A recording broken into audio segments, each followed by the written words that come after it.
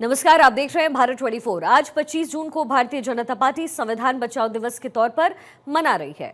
इस मौके पर बीजेपी ने पूरे देश में जगह जगह कार्यक्रम आयोजित कर कांग्रेस सरकार पर हमला बोला। मोदी कैबिनेट ने प्रस्ताव पास कर कहा है कि लोकतंत्र की रक्षा करना उनका कर्तव्य था। कैबिनेट बैठक में 2 मिनट का मौन रखा गया। बीजेपी जहां पर इमरजेंसी को भारत के लोकतंत्र का काला अध्याय बता रही है, वहीं कांग्रेस कह रही है कि बीजेपी संविधान बचाओ यात्रा से घबराई हुई है, इसलिए इमरजेंसी की बातें उठा रही है। अब सवाल ये है कि आखिर बीजेपी इमरजेंसी का मुद्दा उठाकर क्या संदेश देने की कोशिश इस समय कर रही है। आपातकाल के 50 साल पूरे हुए हैं। 25 जून 1975 को आपातकाल लगा। बीजेपी इसे संविधान हत्या दिवस के तौर पर मना रही है। देश भर में कार्यकर्ताओं का आयोजन आपातकाल के दौर की याद दिला रही है। बीजेपी जिला स्तर पर कार्यक्रम का आयोजन हुआ है।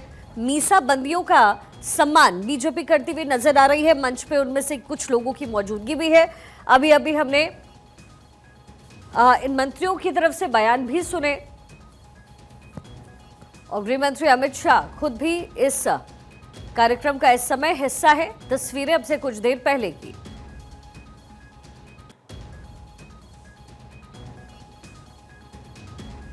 आपातकाल पर गृह मंत्री अमित शाह 50 साल पहले एक निरंकुश शासक ने आपातकाल लगाया। ये बयान गृह मंत्री शाह की तरफ से वंशवादी शासन को बनाए रखने के लिए आपातकाल लगाया गया।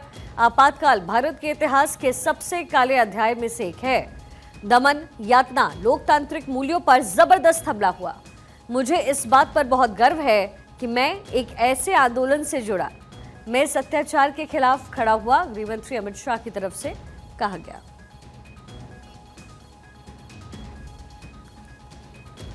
इससे पहले गजेंद्र सिंह शेखावत को हमने सुना, उनकी मौजूदगी मंच पर थी और संविधान हत्या दिवस के तौर पर आज के दिन को बीजेपी लेकर सामने आई है और ऐसे में कांग्रेस की तरफ से भी बीजेपी के ऊपर पलटवार किया गया। कांग्रेस की तरफ से कहा जा रहा है संविधान बचाओ यात्रा जो राहुल गांधी और कांग्रेस की तरफ से चलाया जा रहा है, दरअसल बीजेपी उससे घबराई है और इसलिए इस तरीके के कार्यक्रम का आयोजन कर रही है।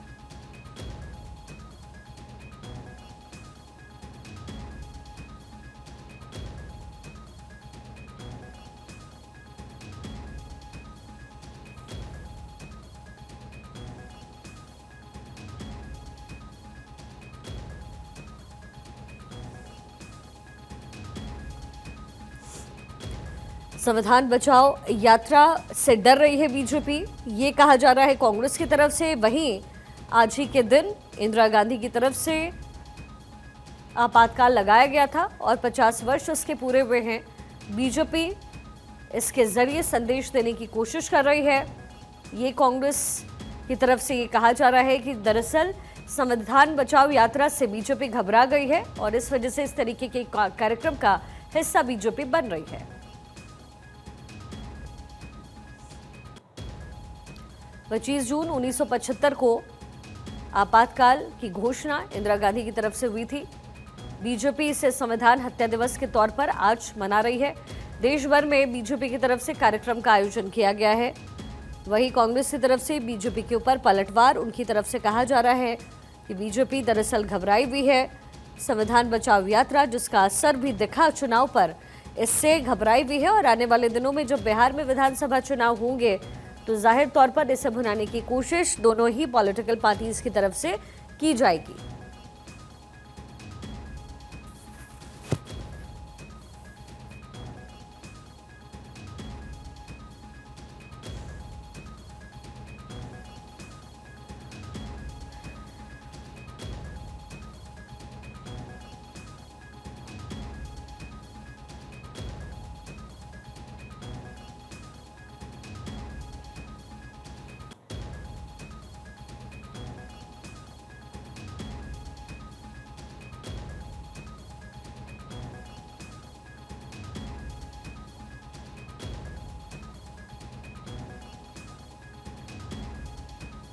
आपातकाल के 50 साल पूरे हुए हैं। बीजेपी की तरफ से ये कार्यक्रम का आयोजन संविधान हत्या दिवस के तौर पर इसे मना रही है बीजेपी। एक तरीके की मैसेजिंग है जो बीजेपी की तरफ से देने की कोशिश की जा रही है। साथ ही आने वाले दिनों में जो बिहार में विधानसभा चुनाव होंगे तो ये अलग अलग मुद्दे हैं। जो सामने रखे जाएंगे, जिसमें से आपातकाल का जिक्र हर एक चुनाव की तरह इस चुनाव में भी जाहिर तौर पर होता नजर आएगा। कार्यक्रम की ये कुछ तस्वीरें भी हम आपको साथ साथ दिखा रहे हैं। गृहमंत्री अमित शाह मौजूद हैं, देवेंद्र फडणवीस को आप इस समय देख रहे हैं। महाराष्ट्र के नए मुखिया, नए सीएम देवेंद्र फडणवीस की भी तस्वीर सामने आई। वहीं देश भर में कार्यक्रम का आयोजन किया गया है। राजस्थान के सीएम इस समय आपको नजर आ रहे हैं।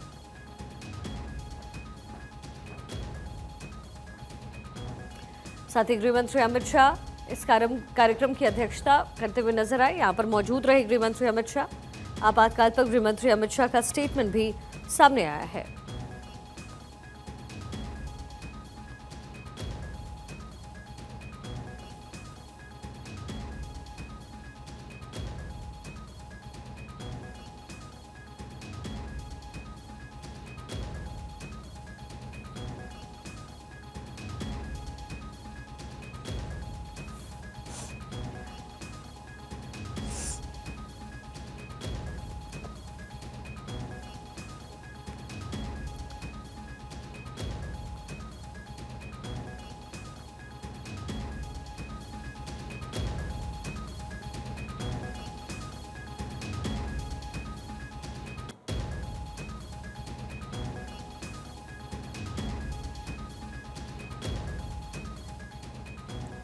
हमारी पॉलिटिकल एडिटर अदिति नागर हमारे साथ कनेक्टेड है। अदिति, जाहिर तौर पर इस कार्यक्रम के जरिए एक तरीके की मैसेजिंग की कोशिश हो रही है और मैसेजिंग जो है इसका असर आने वाले दिनों में विधानसभा चुनाव पर भी पड़ेगा।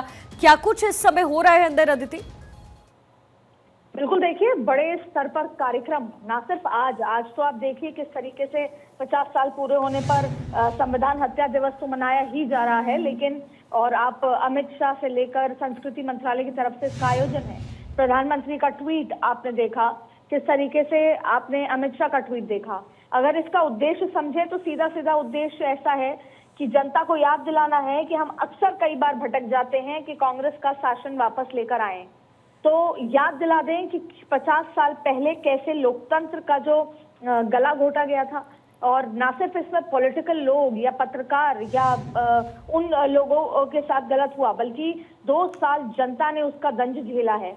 और आपको बता दें कि जो नीसा के जो जेल में रहे लोग हैं और जो उन लोगों से भी संपर्क करने की कोशिश है। अभी जिले भर पे ये कार्यक्रम होगा और उसमें आपातकाल में जिनकी परिवारों के लोग अगर अभी जिंदा हैं या फिर जो खासतौर पे जो उसका स्ट्रगलर रहे हैं, उन सभी से संपर्क करने की कोशिश है। जो आपातकाल में अफेक्टेड परिवार हैं, गांव-गांव तक ये पूरा कार्यक्रम करने की बात यहाँ पर बताई जा रही है। देखिए 25 जून 2025 भारत में 50 पूरे वर्ष हो चुके हैं।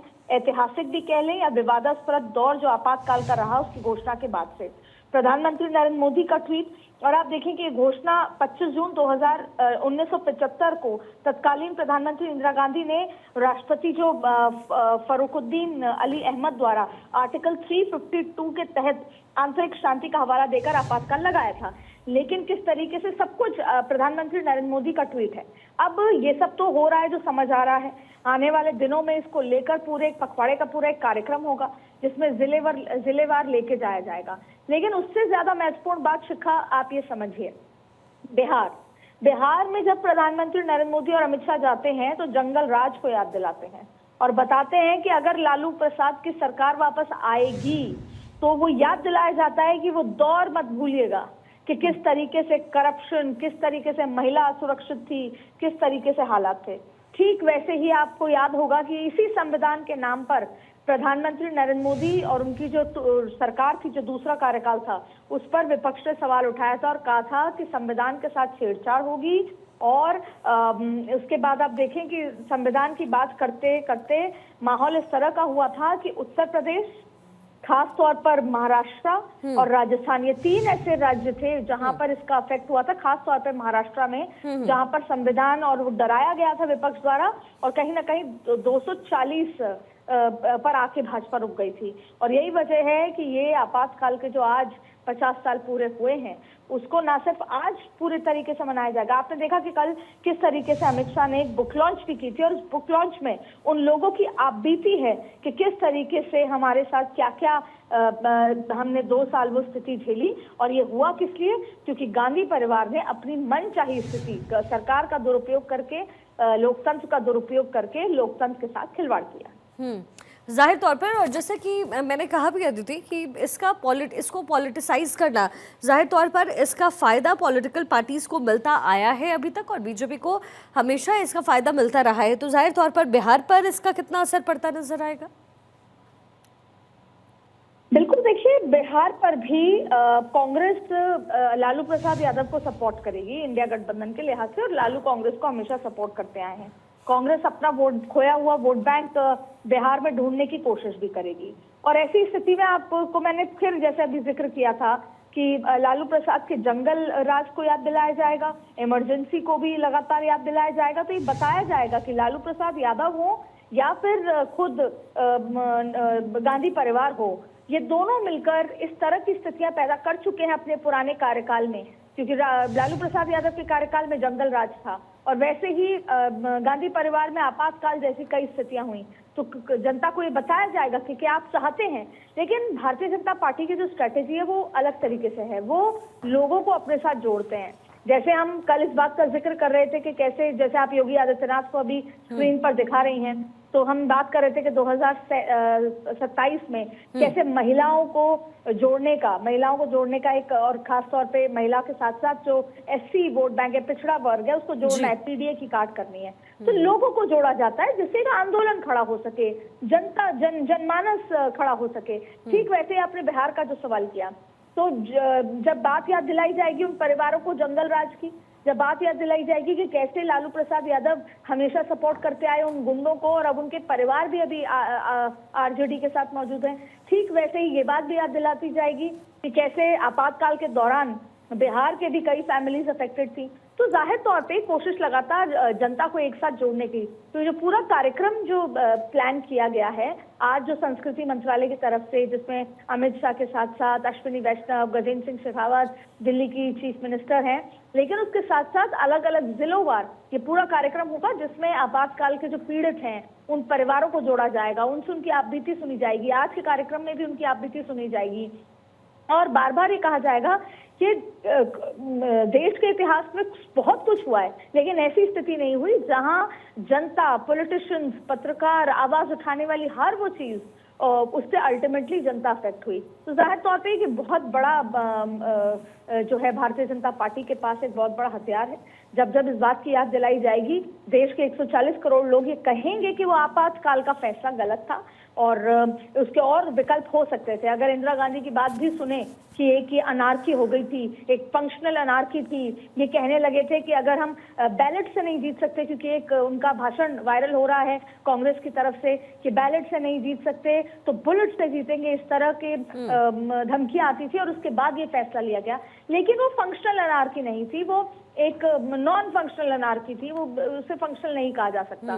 तो जाहिर तौर पे इन तमाम चीजों का काउंटर होगा और इसीलिए आपने देखा कि भले ही कांग्रेस की तरफ से तमाम काट आई है, पर जिस तरीके से अमित शाह के बयान, प्रधानमंत्री का ट्वीट, जिस तरीके से कार्यक्रम हो रहे हैं, कहीं ना कहीं लोगों के मानक पटल पर ये बताने की कोशिश है कि अगर कभी आपके मन में ये ख्याल आता है, इसीलिए आपने देखा कि कल जो एक वीडियो जारी किया गया भारतीय जनता पार्टी की तरफ से, जिसमें सरेंडर, नेहरू जी को सरेंडर होते हुए दिखाया, जिसपे शिमला समझौते पर सरेंडर की बात हुई, तमाम ऐसे फैसलों पर सरेंडर की बात हुई, तो हर बात पे सरेंडर का जिक्र किया। तो ये भारतीय जनता पार्टी बहुत बेहतर तरीके समझती है कि दिमाग पे किस तरीके की चीजें असर डालती हैं। उनको पता है कि सोशल मीडिया का यूसेज कैसा होना चाहिए, उनको पता है कि कौन सी ऐसी चीजें हैं जो लोगों को अफेक्ट करती हैं। जाहिर तौर पे इमरजेंसी उनमें से एक ऐसी चीज है जो कितना ही समय बीत जाए लोग उसके बारे में सोच के आज भी काम जाते हैं।